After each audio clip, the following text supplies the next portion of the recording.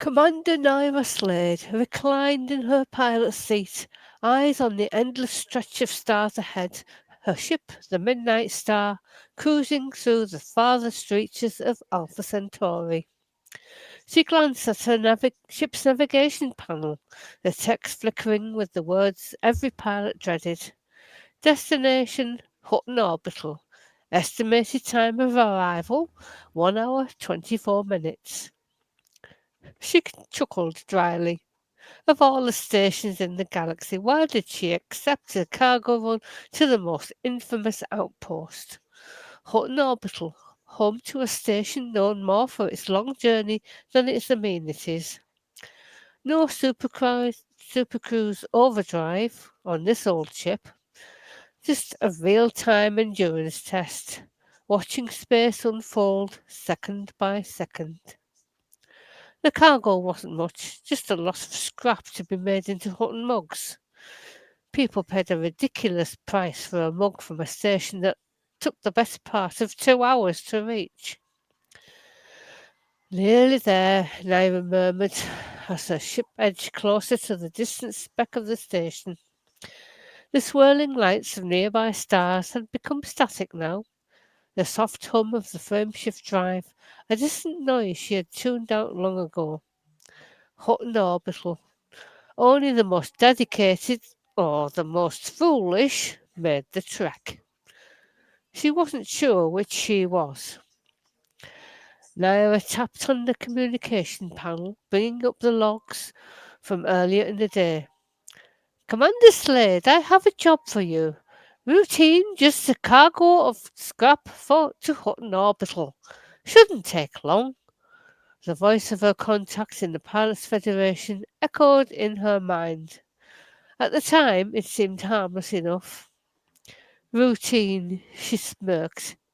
He'd left out the part about the hours of tedium and silence. The orbital loomed larger now, its skeletal frame a shining beacon in the void. Sparse, utilitarian, and a bit grotty, the station was a far cry from the grandiose marvels of Soul of Ochanor. Hutton Orbital was practical, stubbornly so. No rush, no shortcuts. Finally, Naira aligned her ship for docking, engaging the auto dock as the control tower gave her clearance. The slow, deliberate descent into the hangar bay felt almost ceremonious after the long journey. She leaned back, stretching her arms above her head as the ship settled into place with a satisfying thud. As she stepped out onto the cold deck of the station, a docker in grubby overalls approached. That'll be a load of scrap then. Naira grinned. Yeah, worth its weight in bio waste. The docker laughed, patting a cargo container. Long way for something so scrappy. You know what they say about the profit margins. Still, you made it to Hutton. Not everyone can say that. Yeah, Naira said, looking around the sparsely populated station. Next time, maybe I'll aim for something a little closer. As the crew unloaded the cargo, she took a moment to look out one of the observation ports. The vastness of Alpha Centauri stretched out before her, distant stars winking from across the void. It was a small corner of the galaxy, but it was hers, hard earned through countless jumps, supercruise journeys, and patience that only a trucker would understand. With a final glance at the empty docking bay, Naira turned back toward her ship. Cargo's unloaded. What is there to stay for? Just then, a voice said, Our mics are live.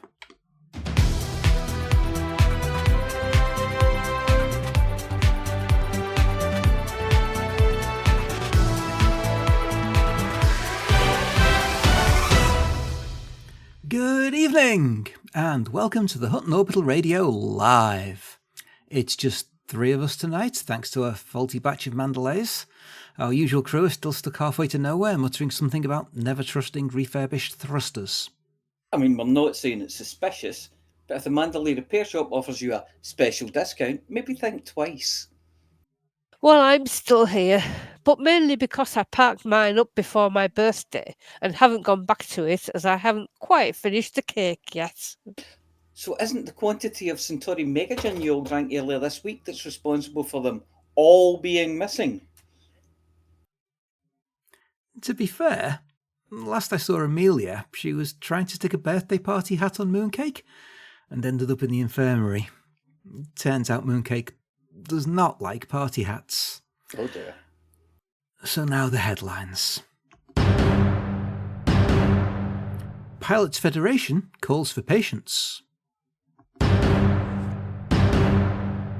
Talking of patience, Theogene eyes had a bit of a funny turn. As it appears in Alpha Centauri, I bring you a broken update. Breaking.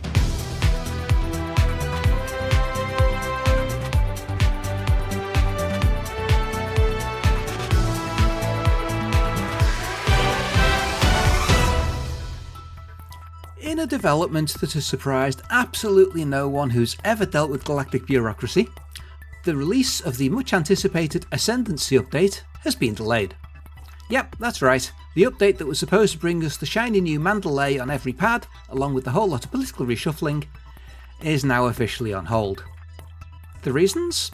Well, there are a few theories. There are a few theories floating around, and frankly, none of them would surprise us at this point.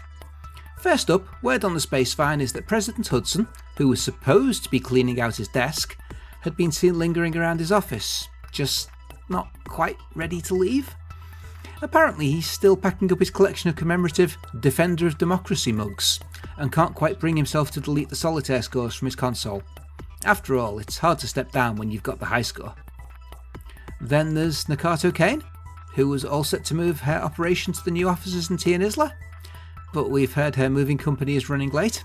Something about the lorry load of packing peanuts going missing somewhere near Lave.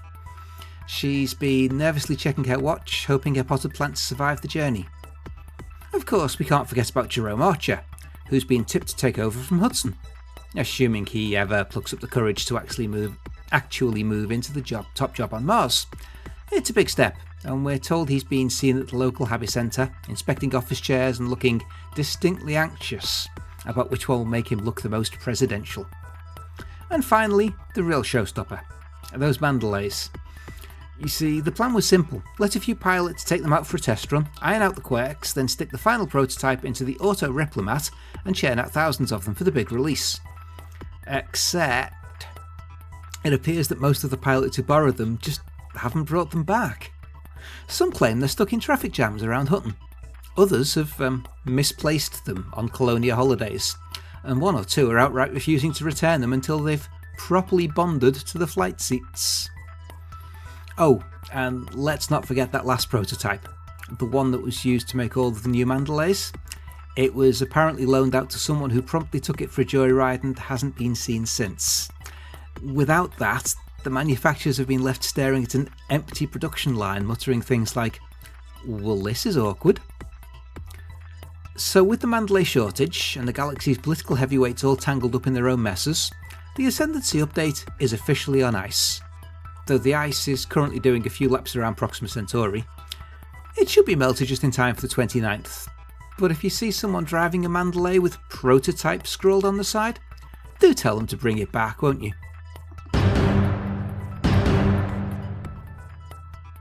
There's been a lot of chatter in the galactic news about Theogene lately, and frankly, some of it had us a bit worried.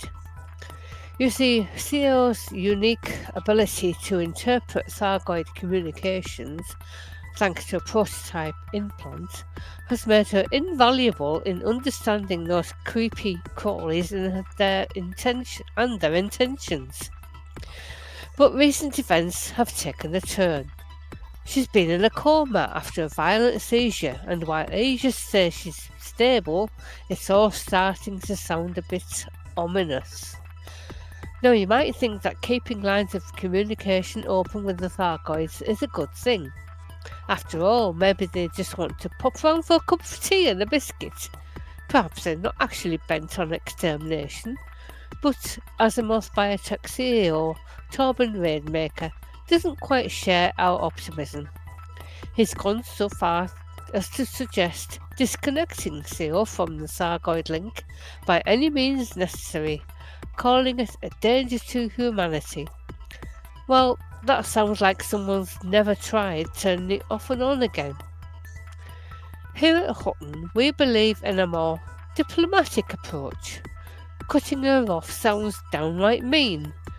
Well, if she's on the verge of finally passing on a message from the Sargoids, something like, "All right, humans, we're done, we're going home, and we're taking our toys with us." Or perhaps a slightly more irate, "That's the last time we share our tech with you lot. Look at the mess you've made." But then there's HIP 22460. Yes, that place where the Proteus wave backfired spectacularly and unleashed a new level of Sargoid activity.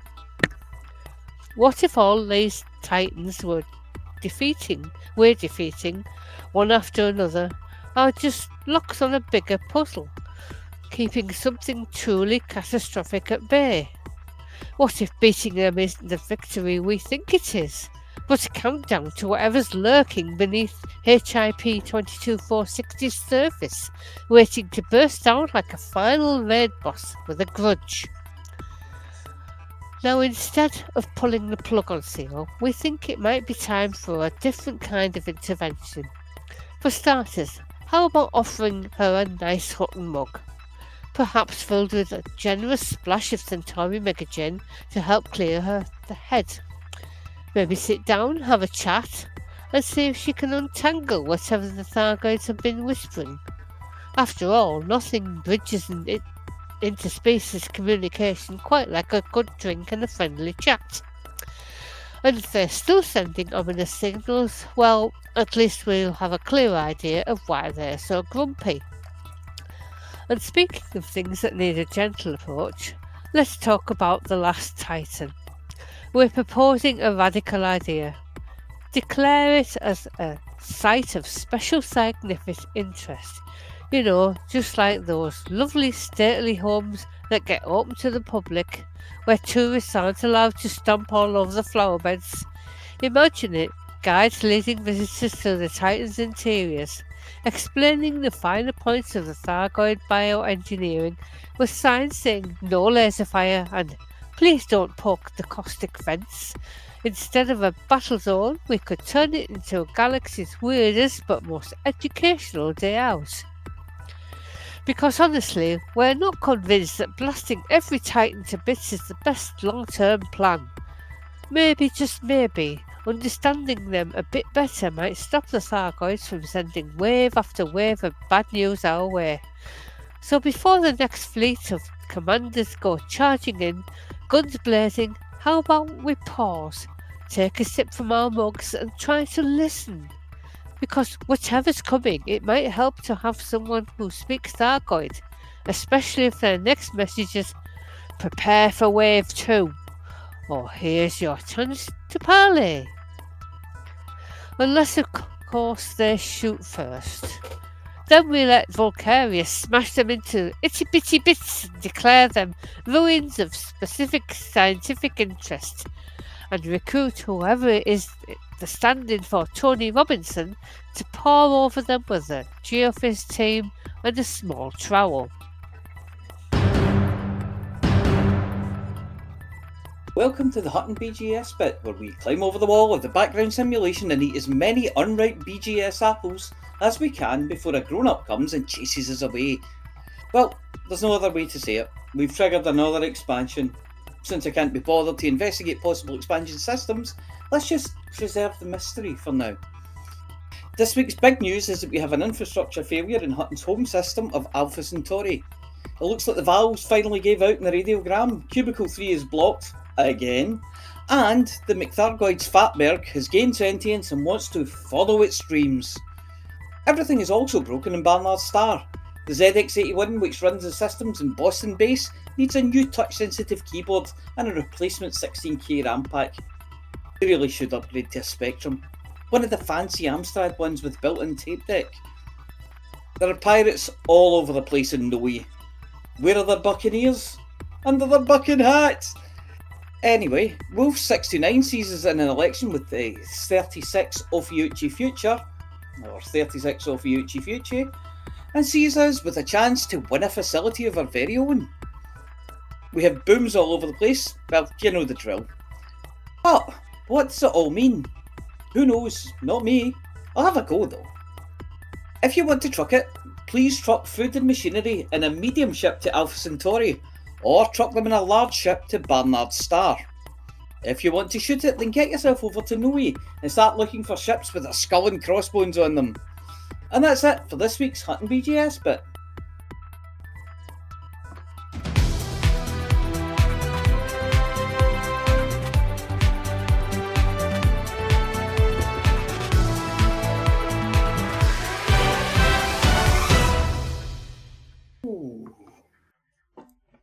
Well, that was shorter than usual, wasn't it?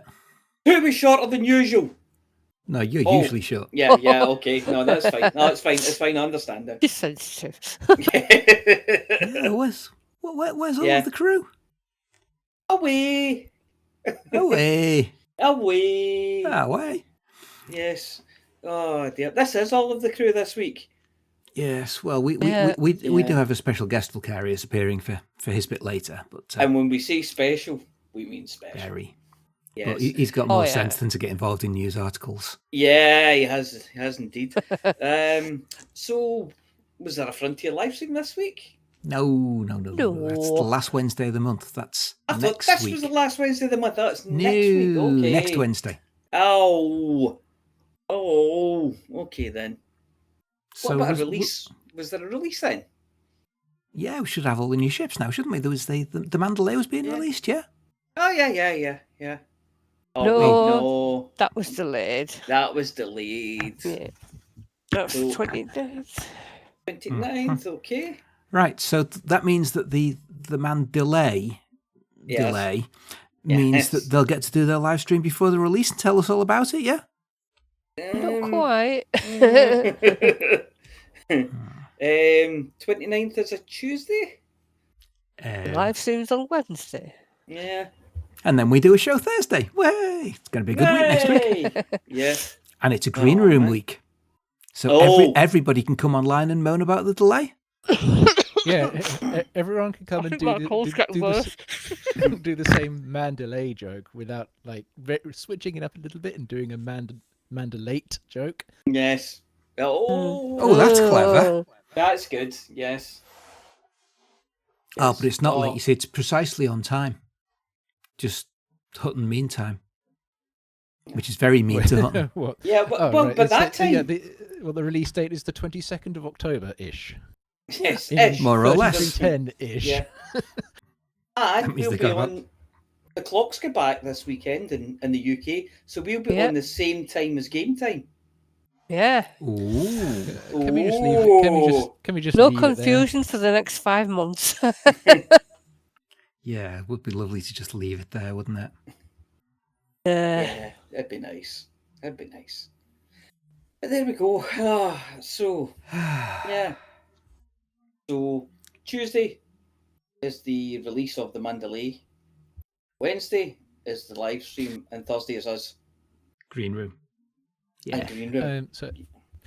Just from the chat there. So the announcement was the week of the 28th, which could mean 28, 29, 30, 31, or the 1st. This is true. As of today, it's been announced, or is it yesterday, but whenever, that it's going to be the 29th specifically. Yes. So 29th of October, 3310 is when you get your Mandalay. It's the week commencing the 28th. Yes. Yes. Now we know specifics. Yes, now we know it's the 29th specifically. Yes. So Yes. That'll be good though. Yeah. How is it they put it on Toy Story? Guaranteed, not a guarantee. Yes. Oh, we also have a question from Serverland. How in the mother trucking hell is it Thursday again already? Yes. That's easy. It's because Wednesday flew by. Yeah. It's been mad. It's been absolutely mad. What a week. Yeah, so that's us. It's Thursday again. Yeah.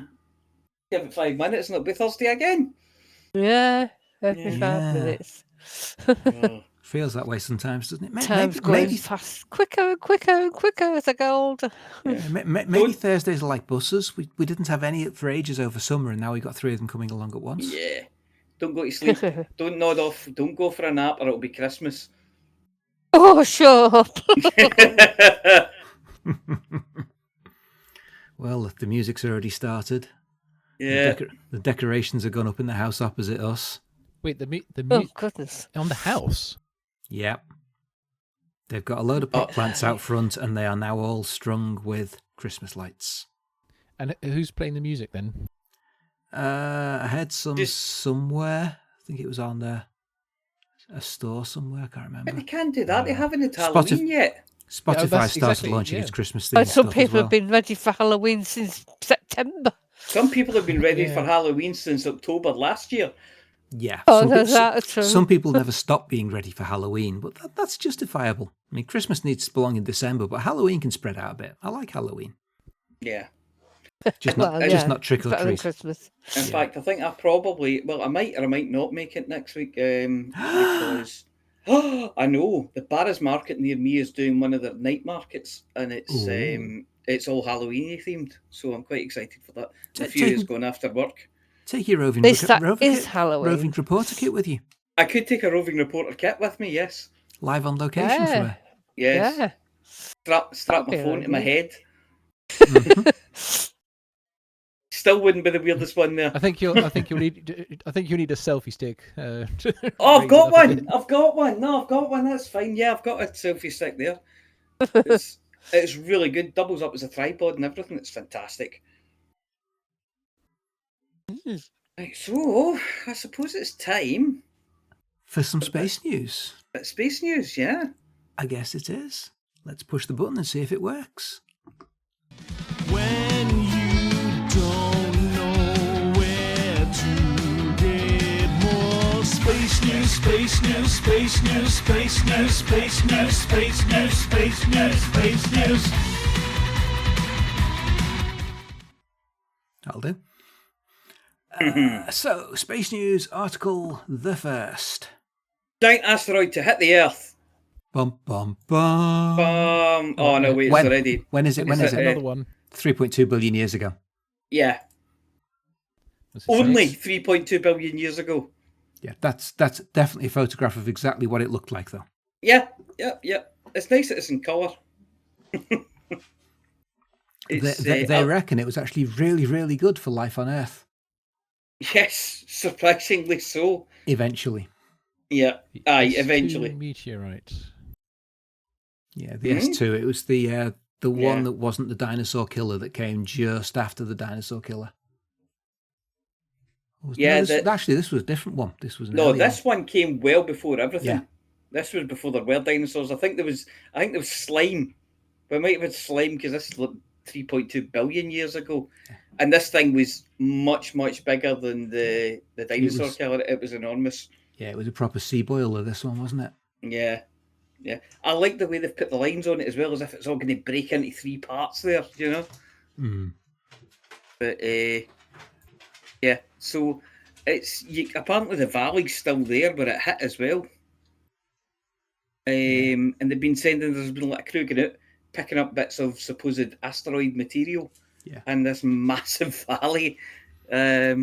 I do have to point out, though, that the scientists that have been doing this research in South Africa and unearthing all of this are absolute amateurs. I mean, look at the photographs on screen. They've been using a Sharpie for scale. Where's their standard banana? Yes, where's the banana? Yes, it turns out the dinosaur one, the one that killed the dinosaur, was like 6 miles across or 10 kilometres wide. Mm-hmm. Almost, they're saying almost the height of Mount Everest.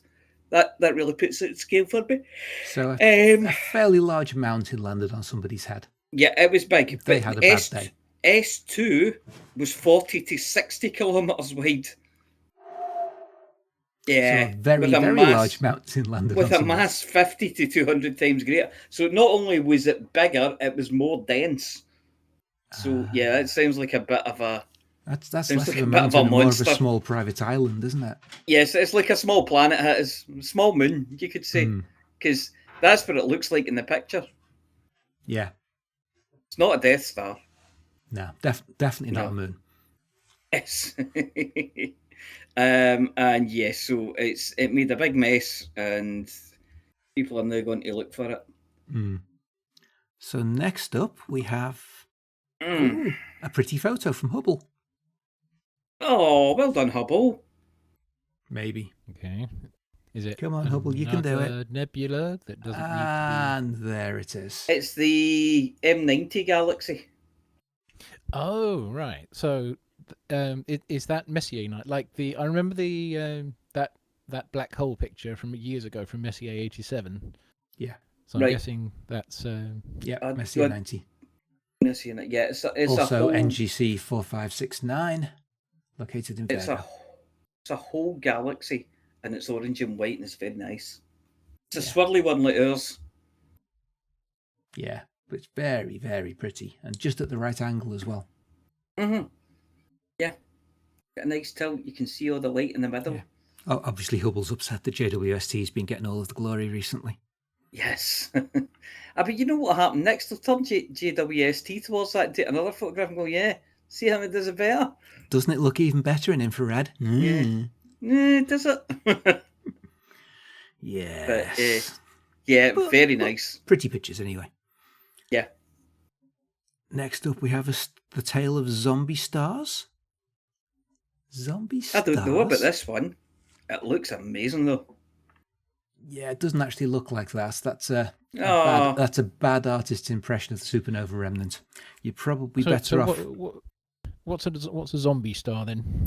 I have no idea, apart from the fact it think seems to it's- eat brains. That's Apparently, Fizz.org. There you go. Some of the stars survived, leaving behind a sort of a zombie star, also known as a white dwarf. Actually, no, this one's actually a star still. So it went supernova and left a star behind. Yeah. So it's mostly dead, but not quite. It'd take Yep. a miracle to fix that. Personally, I think that one's a better image of it, though. It looks a bit less like a virus and more like an actual stellar phenomena. Yeah, it looks like a firework. Yeah. So that was the supernova that went off in 1181. Got well documented by Chinese astronomers at the time. But because nobody could see the star that was actually responsible for it, because it was so faint, it took until not very long ago, I think it was about 2007, before they finally actually identified the star that was its source. Yeah. They'd found a pulsar nearby. It was in the right general direction, but analysis of that showed it was way, way older, so it couldn't have been the actual source. So they kept looking. So this thing it must be smaller than a white dwarf then, because they're saying it normally leaves behind a white dwarf, but this is left like a kind of remnant of that. No, there was a remnant that didn't turn into a white dwarf, so Ah, right, okay. it didn't Okay, collapse down. Yeah. You can't fuel scoop that one for 50% more FSD range. So. But can you fuel skip it though? Well, Probably not. given how many jets it looks like it's got, you wouldn't want to go too close, would you? Yeah. God knows where it'll be burning by that stage. It'll be fusing, well, heavier elements than iron. It'll be fusing gold and all sorts. Mm-hmm. Yeah, maybe worth it. Maybe worth a wee mining trip. That's actually, unironically, that's a good idea. If you if miners could collect valuable metals like an elite from some star in which a nuclear process has occurred. Flipping website. Yeah. So like just remnants of things that are left over. There's going to be bits of stuff floating around out there. So the next story is apparently that life can maintain a habitable environment in hostile conditions. Not sure who put this one in, but...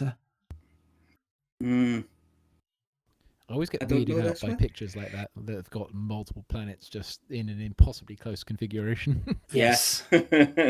It's Doctor Who. They're all popping in from all over the place. The Daleks did that. And depressingly, that's a NASA image. It's not even just some bad journalist put it together.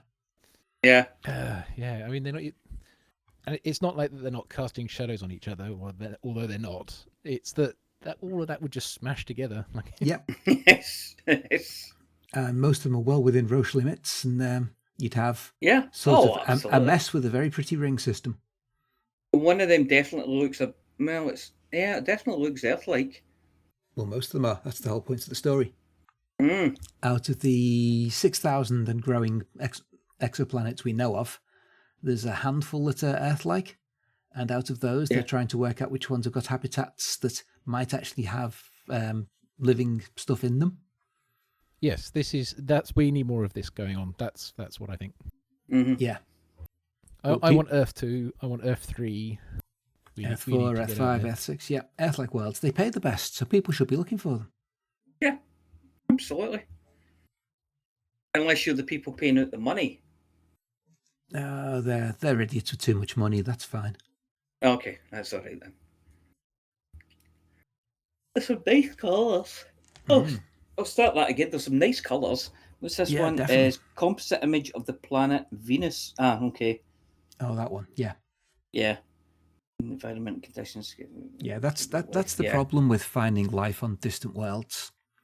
We struggle enough to work out whether or not there's life on Venus, and that's just round the corner. Yeah.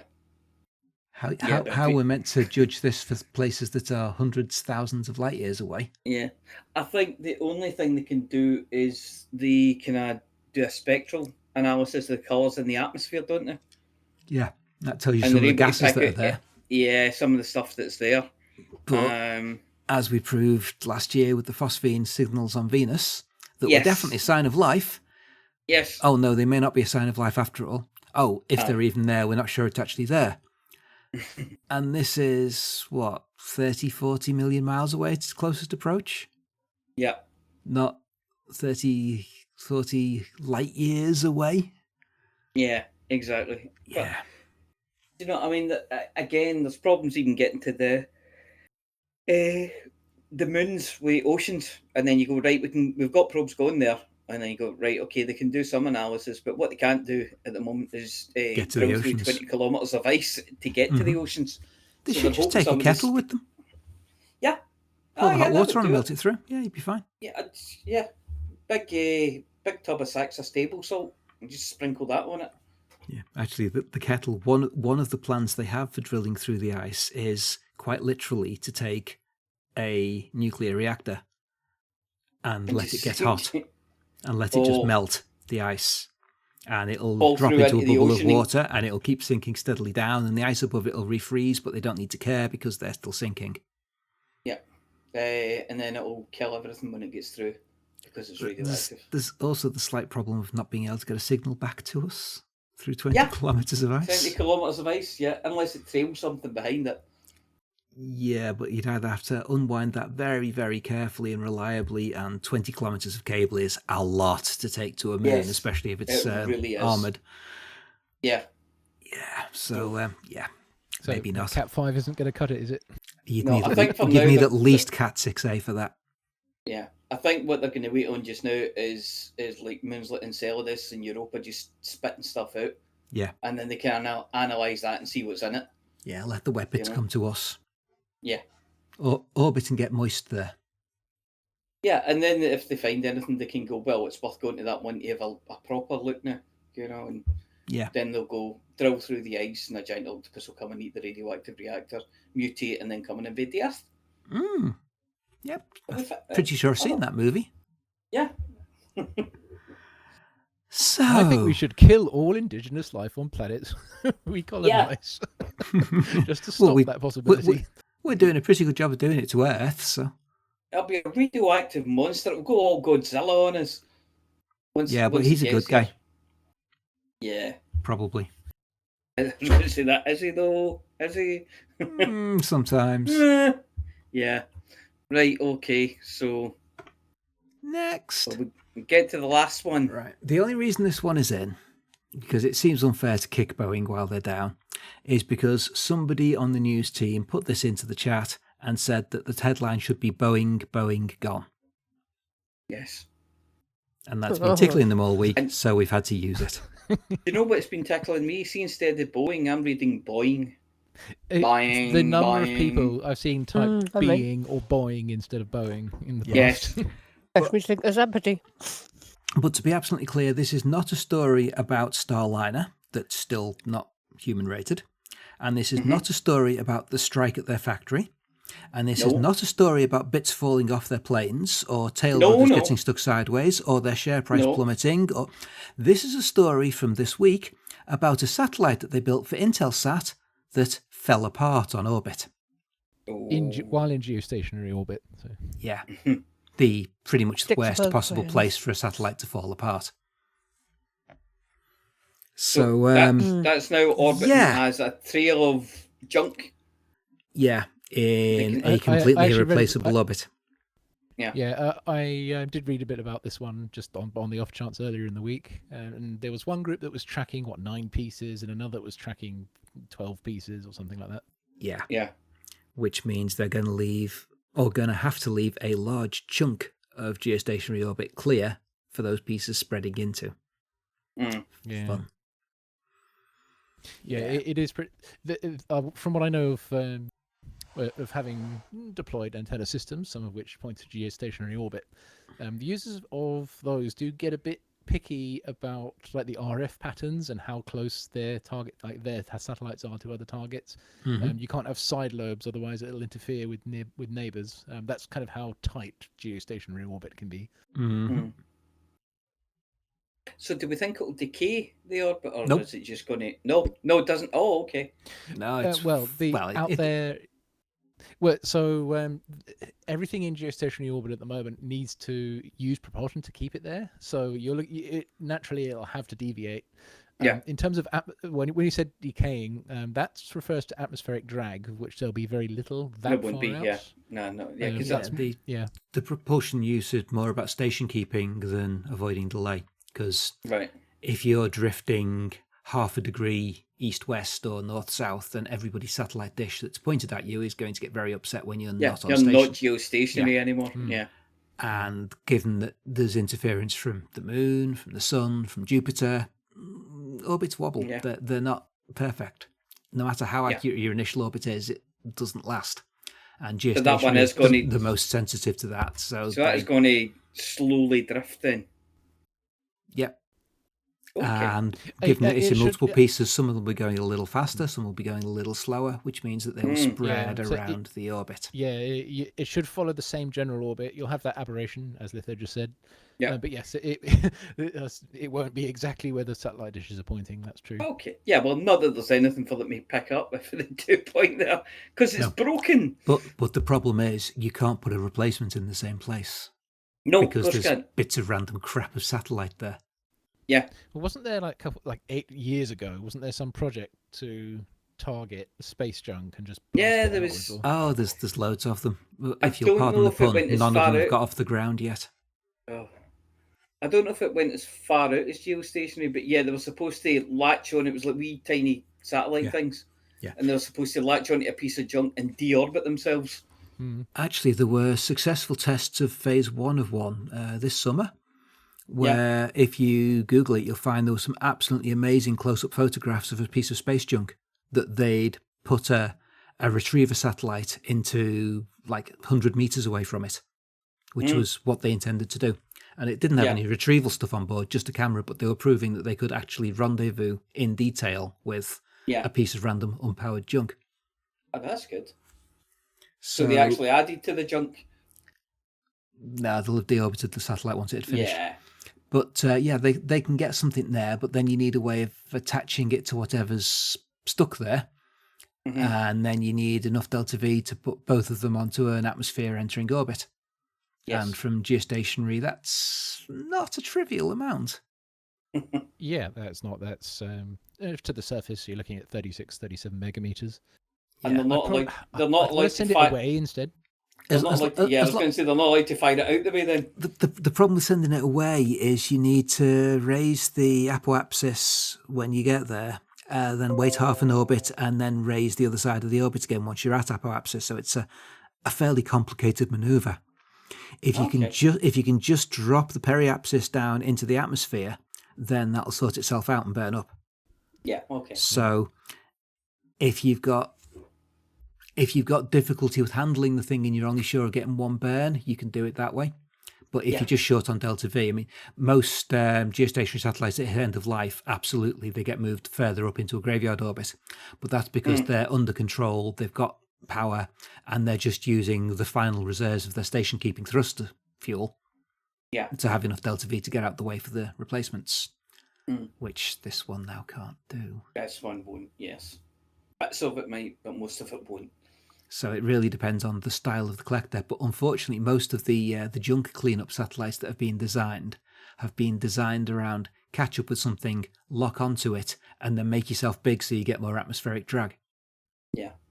Oh, I saw a very interesting article. It wasn't an article, it was a short video. And it was about aerogel. I didn't know this stuff existed. Isn't that what they make Capri's Whisper out of? No. This stuff is like... It's this weird kind of spectral looking stuff, but it's solid. And apparently what they do is they make it like a polymer, and then they somehow extract all the water, so all that's left is the polymer things, and it's just this weird, strange stuff. Neil deGrasse Tyson was showing it to somebody, and you could see them passing it across and touching it and things, but I'm like... They're handling nothing yet, and it weighs nothing. Synthetic ultralight material, gel comprised of a microporous solid in which the dispersed phase is a gas. Yeah, whatever that means. It's basically an extremely fine-walled sponge, if you think of it in those terms, but making that is a lot harder than it sounds. It's... Honestly, it was just watching them handling this stuff and poking it and going, oh my God, it's weird. And looking at it, you can sort of see through it. It's like a mist, is what it looks like. Wow, it was the weirdest stuff. But yeah, very interesting. So I think that's it for space news. That's it for space news. When you don't know where to get more space news, space news, space news, space news, space news, space news, space news, space news.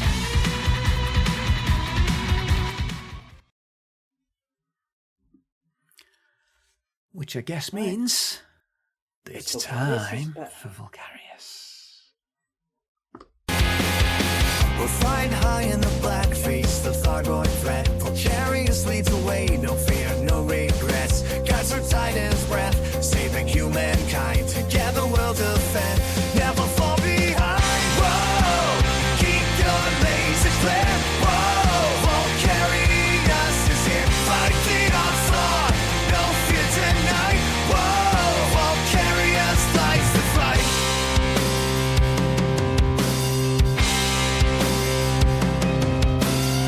Across the stars, our mission so clear. Vulgarius stands tall, there'll be no fear. Navigates the void with his crew so tight.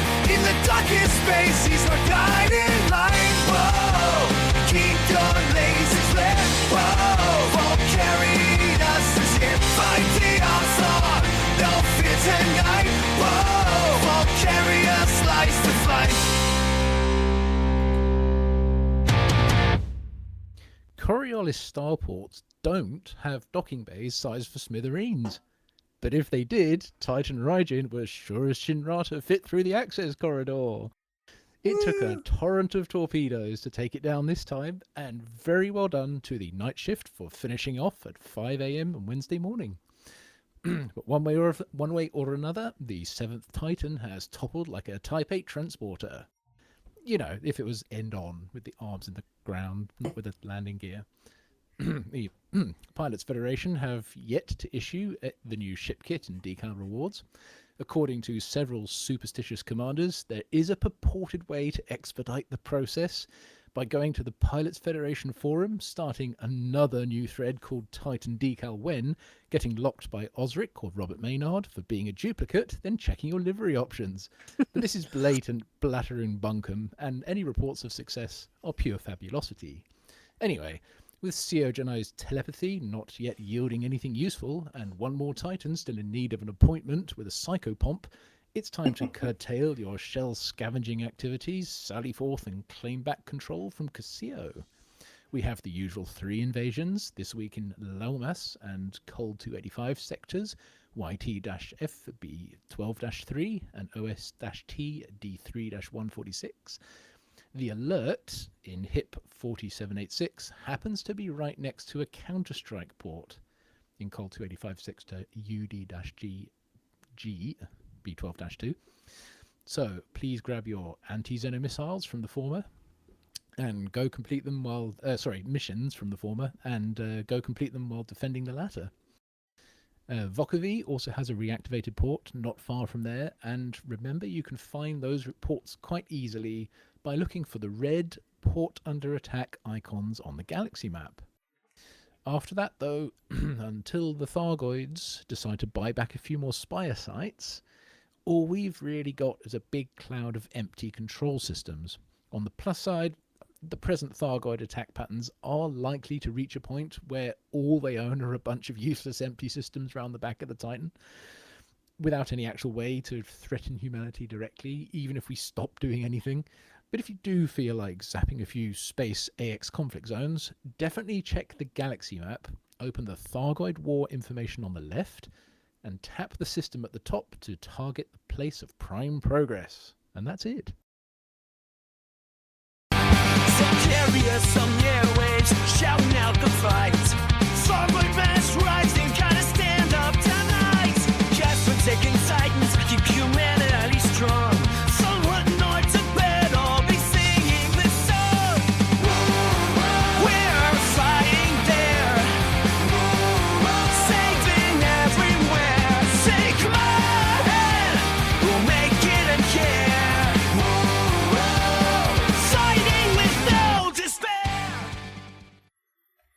Well, another one gone. Wow. Another one gone. Another one bites. No, never mind. Yes, Somebody else's lyric. yes, isn't it? indeed. Absolutely. Another word of the week has indeed been used. It was. I heard it. I heard Psychopomp. I look forward to you using this one. Yeah. So, Speaking, on that subject, do we Yes. have a word of the week? we do have a word of the week, and word of the week this week is the word "half sign." What does that What mean? does that mean? It means of, pertaining to, or resembling a goat, particularly the smell of goats.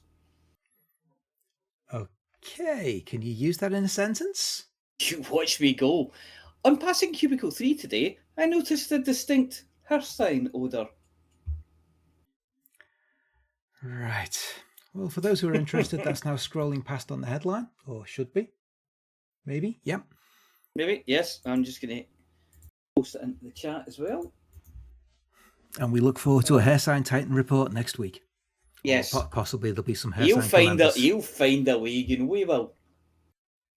Always finds a way.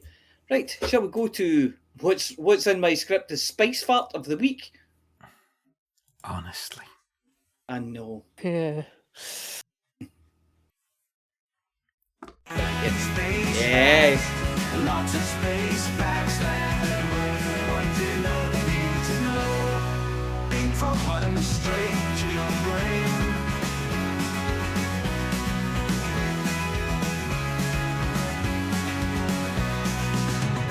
Beam from Hutton straight to your brain. Beam from Hutton straight to your brain. Right, Beetlejuice. Or is it Betelgeuse? One of the most recognisable stars in the night sky, known for its striking red colour and its position in the constellation of Orion, where it forms the Hunter's Shoulder. The stellar supergiant, located 642.5 light years from Earth, is one of the largest and brightest stars visible to the naked eye. Despite being a mere 10 million years old, Betelgeuse, or Betelgeuse, is nearing the end of its stellar life. It's roughly 700 times the size of Sol, with a diameter that would extend beyond Jupiter's orbit if it were placed in our solar system. Its massive size is due to the star's evolutionary stage, where it has expended as it burns heavier elements in its core. So it's been burning heavier and heavier elements. But for all its size, Betelgeuse is only 15 times more massive than our Sun, and much cooler too. The surface temperature of Betelgeuse is estimated to be a chilly 3,300 degrees Celsius, compared to Sol's 5,500 degrees Celsius. One of the most fascinating aspects of Betelgeuse is its fate. Scientists believe it's on the verge of going supernova, a spectacular explosion that occurs when a massive star exhausts its nuclear fuel. When this happens, Betelgeuse will shine as brightly as a full moon, possibly even being visible during the day. However, while this is likely to occur sometime in the next 100,000 years or so, it's not something we can predict precisely. In fact, if it happened any time in the last 642 years and 6 months, the light will still be travelling towards Earth. Betelgeuse is known for its variable brightness, meaning it fluctuates in intensity over time. This variability comes from the star's outer layers expanding and contracting, which makes it appear to pulsate when viewed from Earth. The star had a bit of a fainting episode in late 2019 and made headlines when it dimmed more than ever before, leading to speculation that it might soon explode. Astronomers later determined that the dimming was likely caused by a combination of cooling in the star's surface and a massive ejection of gas and dust that blocked some of its light. This event is known as the Great Dimming. If you visit in-game, your dropout point won't be the usual 5 or 6 light seconds from the star. You drop in and can scoop from 20,000 light seconds. Betelgeuse 2 is a landable planet and gives an incredible view of the star, but it heat sinks as it can get a little bit toasty on there. And that's it for Space Facts. So I just looked that up. Lots of space facts what you know they need to know. That's enough of that one. So, Carrie's was about to say something. well, that's fine. So according to the galaxy map, it's only 500 light years from Sol. Yeah, I don't know which is right. Also, according to the galaxy map, it's not 10 million years old. It's 10.4 billion years old. It's not. Yeah, I get my that one's not information. correct. Yeah, Yeah, possibly. Oh, there's a few it's zeros a here and there. fast burner. I got my information off in NASA. Although there's lots of sources online going, yeah, it's about 700. It's about, I'm like, it's not about The solar 700. that wasn't bad. Yeah, so in the system map, it's 640 solar radius. So that's close-ish to 700. Yeah. Yeah. But they were saying 700 light years to get to it as well, and I'm like, it's not No, 700 no, light no. years. 640, 700, it's about the same. It's within Yeah, 10% margin of well. error. But just remember that. just remember, when a star asks you, does burning all of this helium make my bum look big? It's a trap. Do not answer. Yes. Yeah, I suppose the temperature. I wonder if the star temperatures. So there you had 3,300 Celsius. Celsius, yeah. And now that's going to be something more in K.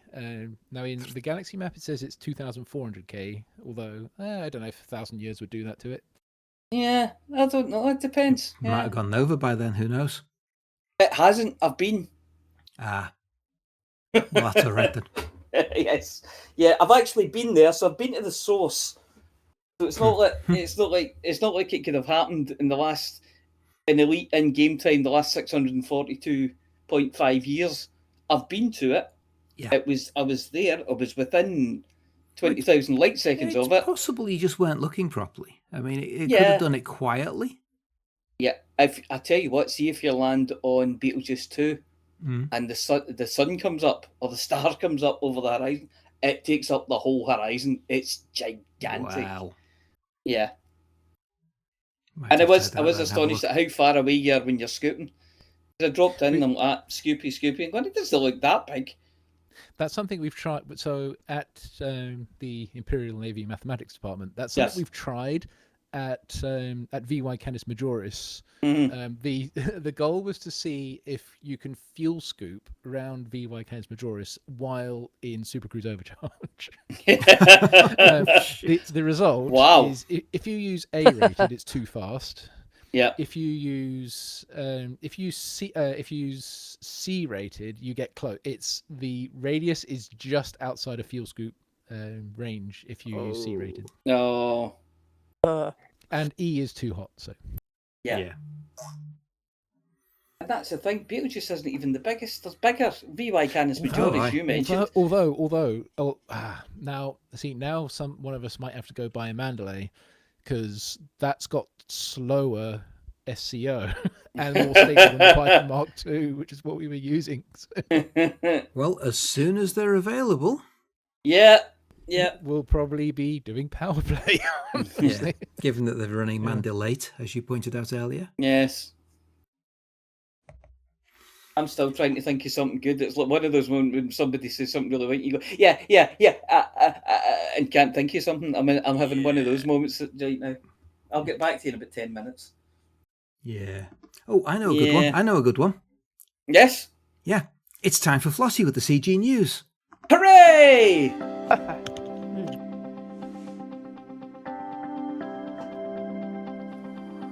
It's Flossy. It's Flossy. It's Flossy. It's Flossy. And the community goes.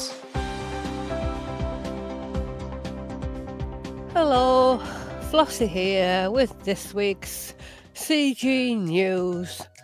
And I'm sorry to say there are no CGs again. That's Which it means... for this week's CG News, and it means you get this. No CGs this week, what can I say?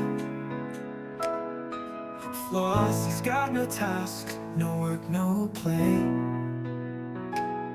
The galaxy's calm, no goals in sight. Just sit back and relax, everything's alright. No hauling, no fighting, no tasks to do. Flossy's got no news, it's all up to you. So grab a mug of gin, or maybe two. This week is quiet, no CGs for you. No calls for trucks, no missions to bring. Not a single thing, not a single ping. The stars are quiet, the stations too. Guess it's time to chill, nothing's on cue. No hauling, no fighting, no tasks to do. Flossy's got no news, it's all up to you. So grab a mug of gin, or maybe two. This week is quiet, no CGs for you.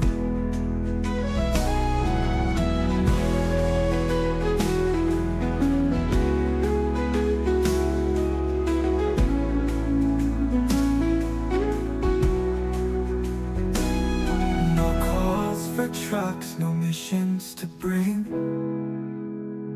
Not a single thing, not a single ping.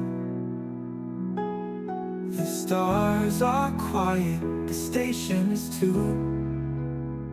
Guess it's time to chill, nothing's on cue.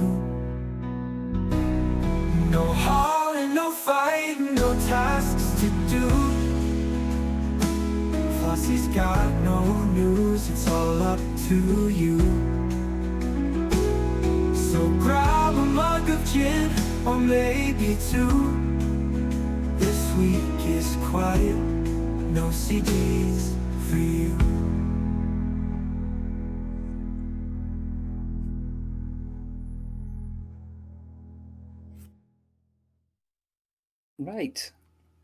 Right, well, we don't have any CGs, but what we do have is Galnet News Digest with Beetlejuice and Witherspoon.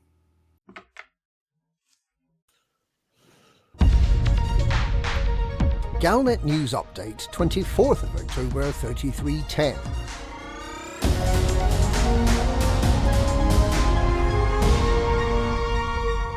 The Thargoids have attempted to take control of Seojin I, according to an Aegis researcher.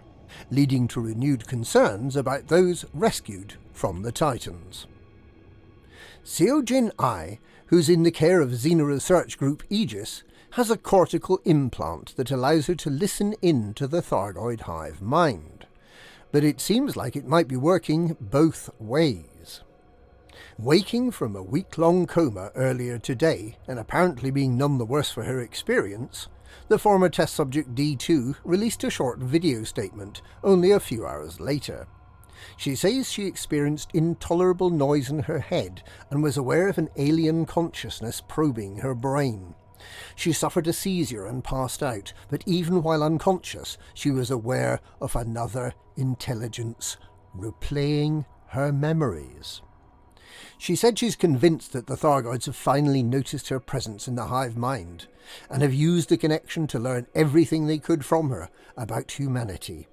She apologised that she was unable to stop the Thargoids from taking her memories. She was clearly concerned that our defences against them might be in some way compromised. Sue claims that she can still sense the Thargoid hive mind, and can tell that they're planning something.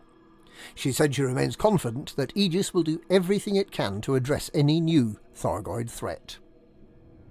The Imperial Science Academy's Director of Xenological Studies, Ivano Colombera, who is working as a research lead for Aegis, has speculated that the Thargoids might have attempted to control Sio's movements, and to operate her remotely as a drone.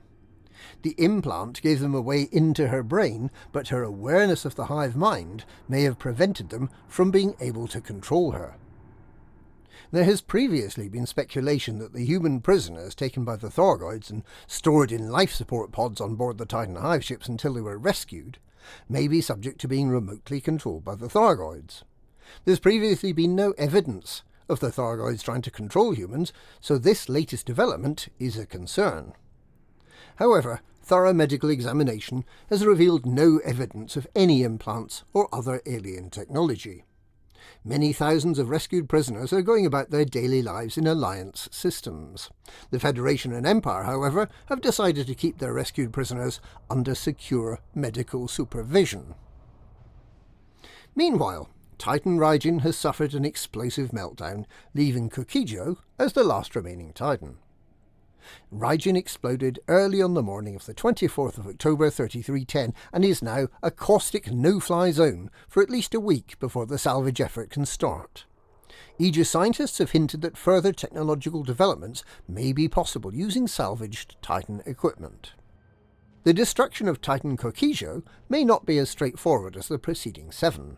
Kokijo controls over 150 systems, so it may be the end of November before it becomes vulnerable. And that's if the Thargoids don't come up with ways to disrupt our efforts, or something new to take the focus elsewhere.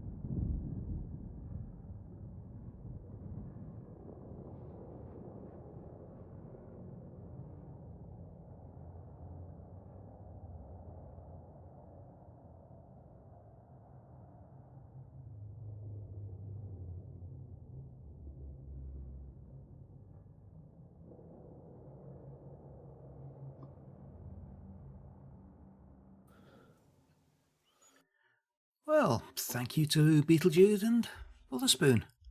I've got to say, he may have covered the same story as we did, but he did a better job of digesting it than us. Props to him on that one, yeah. Yes, very stylish. Yes. And without an Amelia and therefore without a Rare, Yeah. I think that brings us to the end of the show, unless anybody else has anything to add. Yeah, I think it probably does. I'm just looking to see where I'm. Oh, how close am I to getting this thing? Okay. Oh, you want your Yeah. job, don't you? No, so I'm only at 53% according to this. Did you not Yeah. click it after you got the previous one or something? Yeah. Have No. you refreshed? Because I you should did. be well I did past click that. it after I get the previous one. I'll refresh it again and see what it says. But yeah, I'm thinking that myself. But no, it's a 54. But I've had other windows open for the script and things like that. So I think that affects it Boo sometimes. hiss. Yeah, you boo hiss. need the Twitch to be alive and open.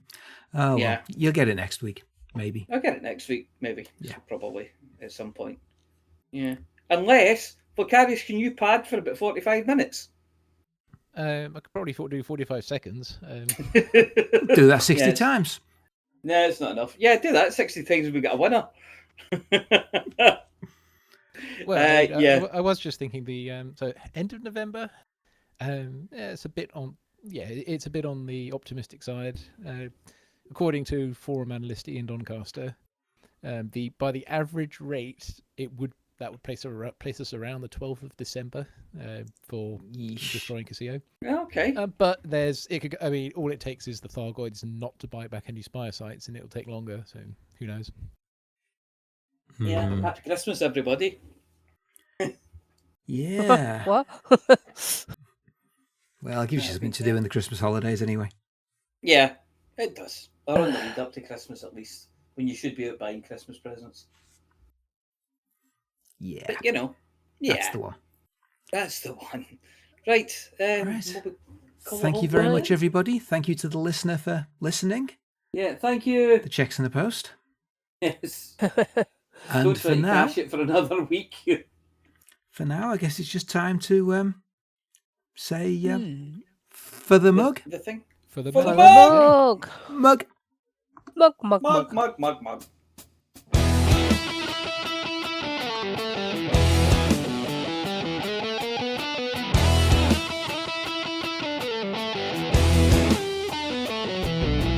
No journey too long and no cargo too small.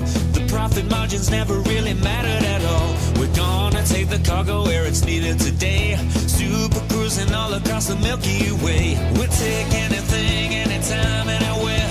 Loading up the T-9s to the brim with grain. For the mug, yeah, you know just where we're coming from. For the mug. Now everybody sing the Hutton Trucker song. For the mug. Flossy always seems to crash into the sun. Swivel likes the pilot on the Xbox One. Alvin at the front, you know he leads us well. Trucking across the galaxy, now everybody yell. For the mug. Yeah, you know just where we're coming from. For the mug. Now everybody sing the Hutton Trucker song. For the mug. Yeah, you know just where we're coming from. For the mug. Now everybody sing the Hutton Trucker song.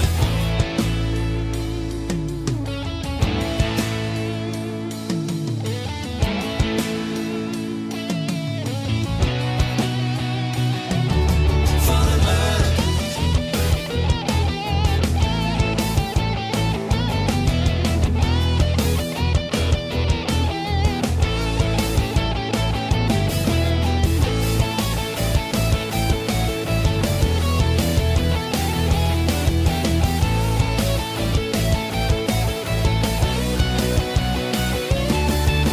Give me a large pad that I can land on, and I'll give you my cargo and sing you my song.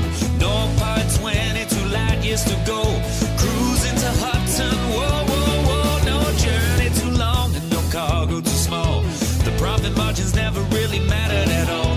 We're gonna take the cargo where it's needed today. Super cruising all across the Milky Way. We'll take anything, anytime, anywhere. So shout it out loud like you don't even care. For the mug. Yeah, you know just where we're coming from. For the mug. Now everybody sing the Hutton Trucker song. For the mug. Yeah, you know just where we're coming from. For the mug. Now everybody sing the Hutton Trucker song.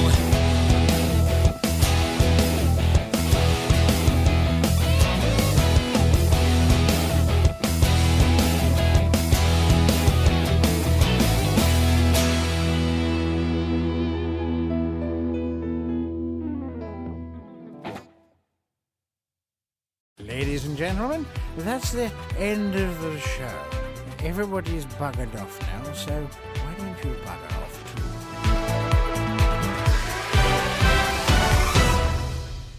too? Well, that went well. Seamless.